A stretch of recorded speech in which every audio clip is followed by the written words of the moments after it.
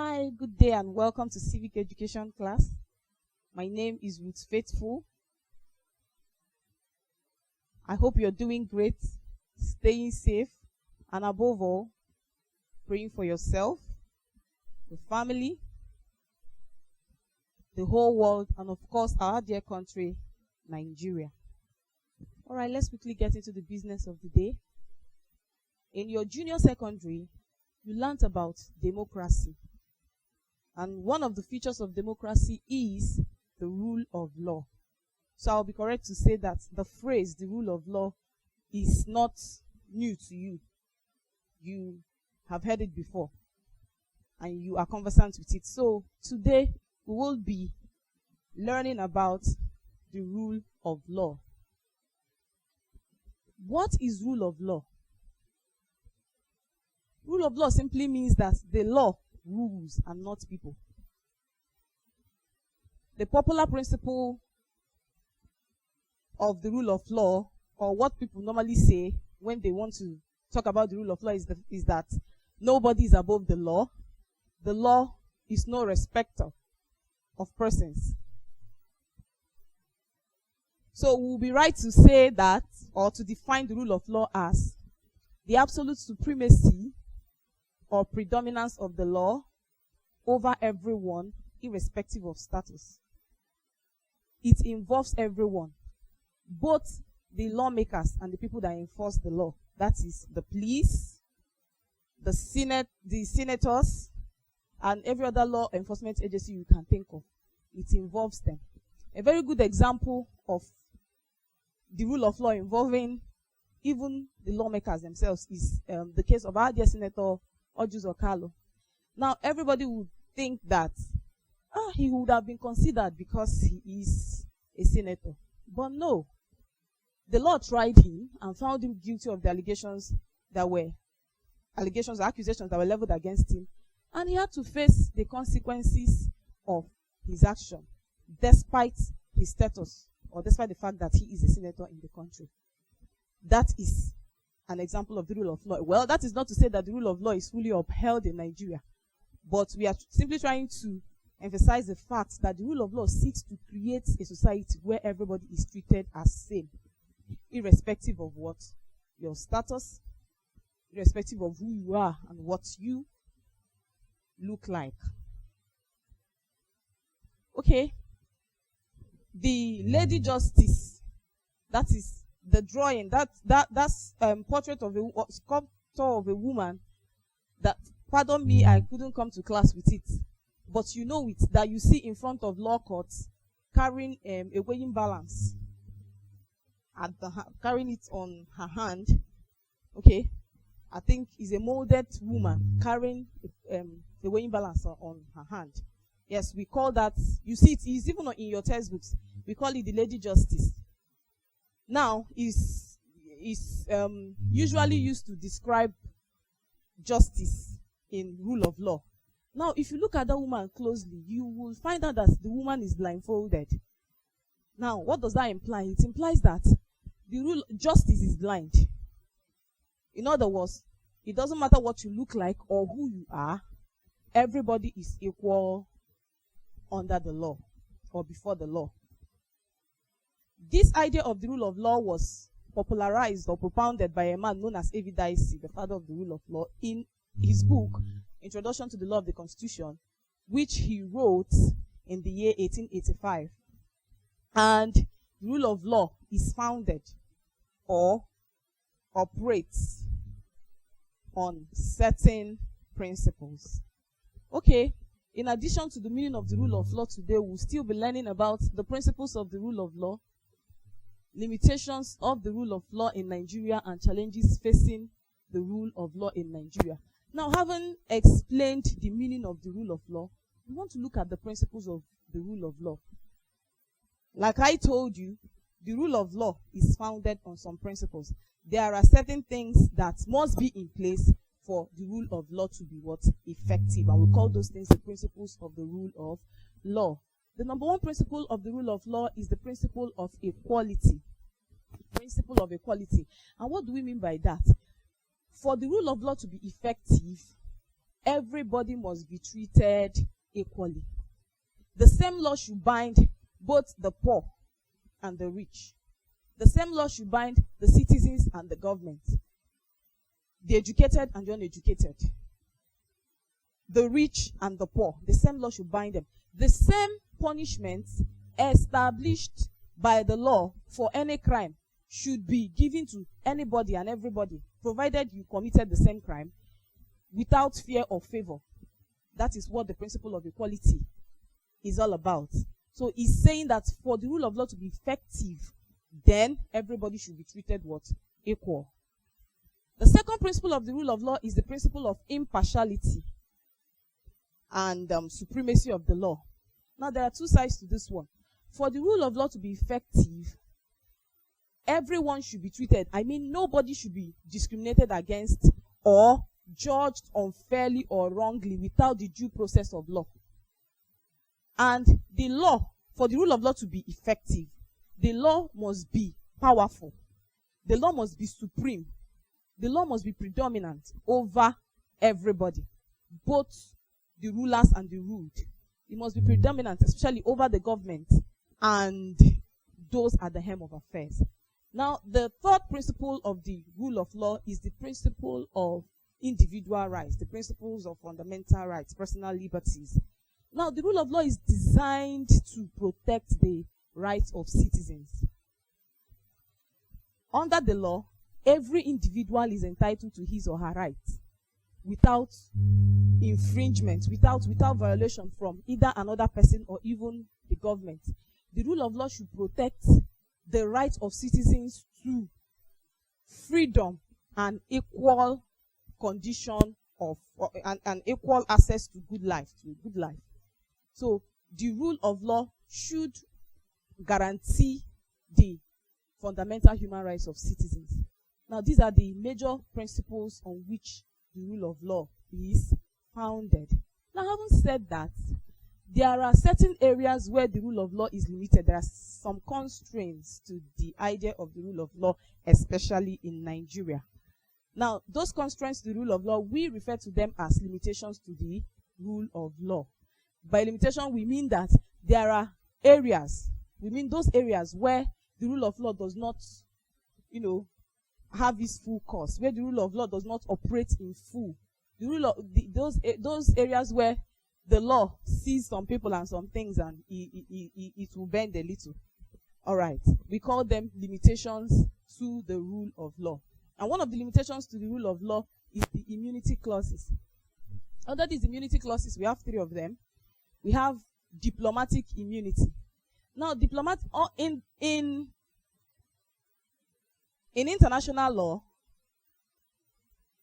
the representatives of countries in other countries, that's the ambassadors, the high commissioners, that's the ambassadors, people representing their country in another country, should not be tried by the law of the country where they are serving or the law of their host country. They should not be dragged to court, irrespective of any crime or anything they may involve themselves in. They will not be, punished by the law of the host country or of the country where they are serving. For instance, the ambassador of America to Nigeria cannot, or the ambassador of China to Nigeria cannot be tried in a Nigerian court of law. The envoy of UK to Nigeria cannot be dragged to court for any reason. The highest thing we can do is declare them unwelcomed, declare them not wanted, and they will be sent back or called back by their country. And if there is any punishment that is due for them, that one is dependent on their country. But the host country has no right to try a representative of a country, that's an ambassador or a foreign official, with the laws of that country. And that is what we call diplomatic immunity, and is a limitation to the rule of law. That means such a person can just, involve in any crime within the country where he is serving without fear or favor. Another one to this immunity clause is parliamentary or executive immunity. Now, this one affects the president, the governors, Senate President, Speaker of the House of Rep, and speakers of the different state houses of assembly. This is a protection for them within their tenure of office, within the time they are, in office, within their period in office, that they will not be tried or dragged to court for any action or utterance they make within that time they are still in office. Maybe after their tenure of office, they can be called up, but within their tenure of office, they are protected from, being tried for engaging in any form of crime or any action or utterance at all that may violate human rights or that may not be, right with the law. Now, the third immunity clause is immunity for judges. Judges cannot be tried for passing wrong judgment, and and for any wrong utterance they make while, presiding over a case or while judging a case. And you see, they may, because of that or based on that factor, take laws into their hands. They may decide to be unfair, especially if it's a case involving somebody or a party they don't like or they have special interest in. And that is also a limitation to the rule of law. Another limitation to the rule of law is state of emergency. When state of emergency is declared, like the one we have here, the one we have presently, because of the pandemic, state of emergency has been declared almost all over the world. And when state of emergency is declared, the rights of the citizens are curtailed. Remember, we say one of the major principles of the rule of law is that it is designed to protect the rights of the citizens. But in this case, the government can declare state of emergency, denying the citizens their rights to freedom of movement, their right to freedom of association, their right to freedom of doing business, and that is a limitation to the rule of law. Another limitation to the rule of law is delegated legislation. The government officials, especially the executive branch, they are given some powers, to take decisions that will ensure that their administration or their governance runs, efficiently and effectively.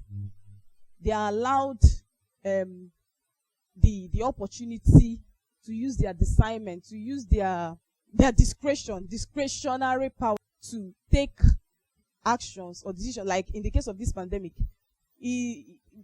stopping citizens from or denying citizens their right to movement or right to do association is not part of the constitution. But now, because of the issue on ground, they need to use their discretion to do what? To guide the citizens, because the main thing now is to ensure that the citizens are protected, their lives and their properties are protected. So oftentimes the discretionary power that is given to them can be misused. They might use it to come up with laws that at the end of the day, when it's enforced, it will be violating the rights of the citizens. And that's a limitation to the rule of law. Another limitation to the rule of law is administrative panels or tribunals.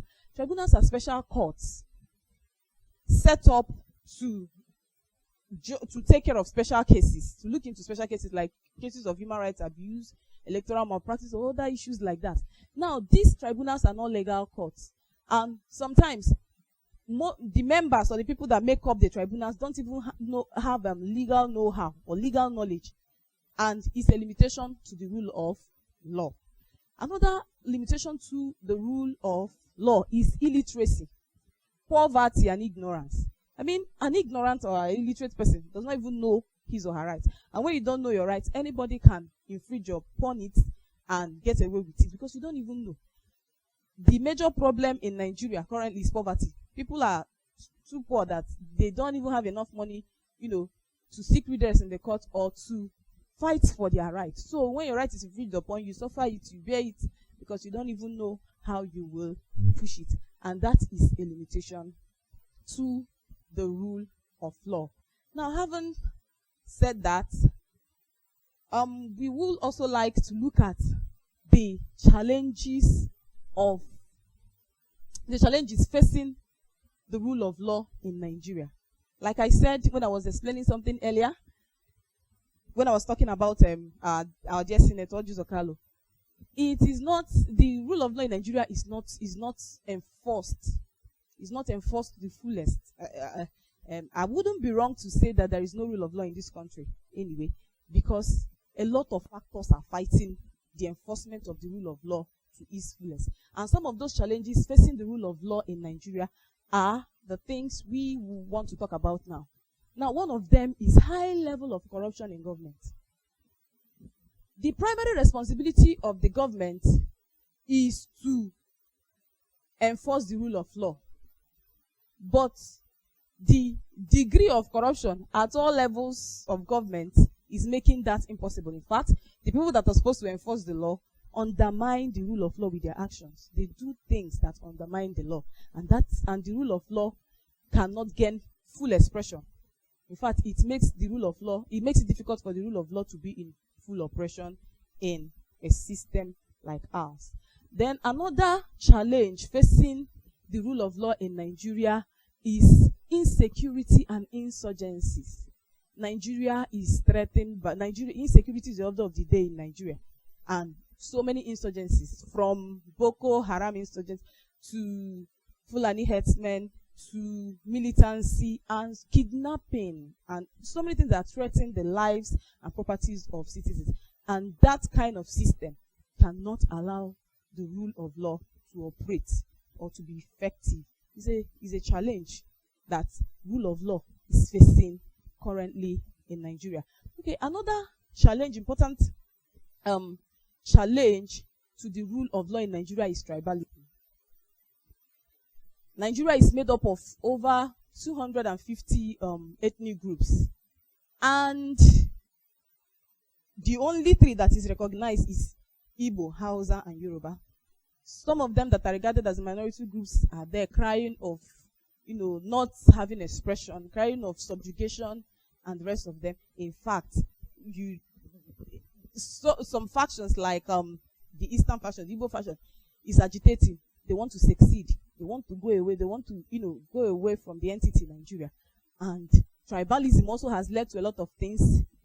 One tribe killing another tribe. Hausas kill Igbos and the rest of them. All of that cannot allow the rule of law to, have its full course. It's a major challenge or a major problem to the rule of law in Nigeria. Another important challenge to the rule of law in Nigeria is the fact that there is no separation of power in the country.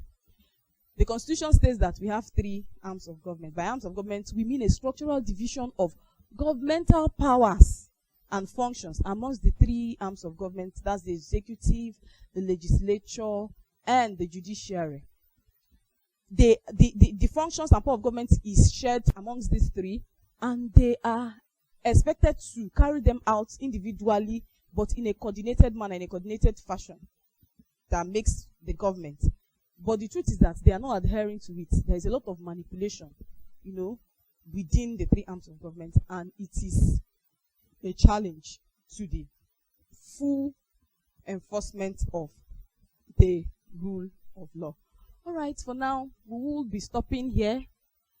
I will like to stop for today. I would like to stop here for today. But so far, so good. I want us to go through the things we talked about today. We talked about the meaning of the rule of law, and we said that the rule of law is simply the absolute supremacy or predominance of the law over everybody, irrespective of status. And we also said that the rule of law is founded on some principles, and those principles are: 1, principle of equality; 2, principle of impartiality and supremacy of the law. Then the last one is the principle of individual rights or fundamental human rights of citizens. And we also went ahead to look at the limitations of the rule of law in Nigeria. We talked about the immunity clauses, diplomatic immunity, parliamentary and executive immunity, immunity of the judges, declaration of state of emergency, setting up of administrative panels and tribunals. We talked about illiteracy, poverty, ignorance, and declaration of state of emergency as some of the limitations of the rule of law. And we also went ahead to look at the challenges facing the rule of law in Nigeria. We talked about high level of corruption in the government. We talked about tribalism. We talked about illiteracy too is part of the challenges. Illiteracy and poverty, just as it's a limitation, is also part of the challenges facing the rule of law in Nigeria. We talk about lack of separation of power amongst the three arms of government. All right, before I leave, I want you to do this assignment for me. You will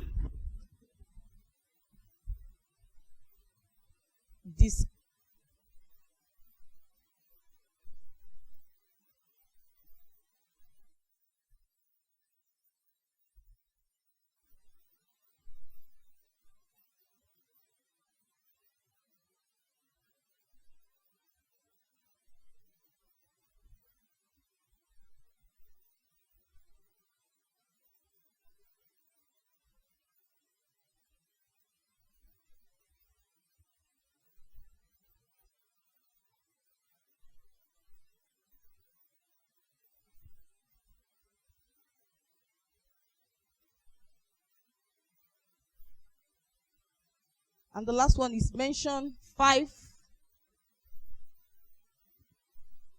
measures that can be taken to ensure the full operation of the rule of law in Nigeria. So that's the third one. The second one is highlight 5 advantages of the rule of law in Nigeria. And the very first one is discuss 5 features of the rule of law in Nigeria. Okay, we'll see you in our next class. For now, bye-bye.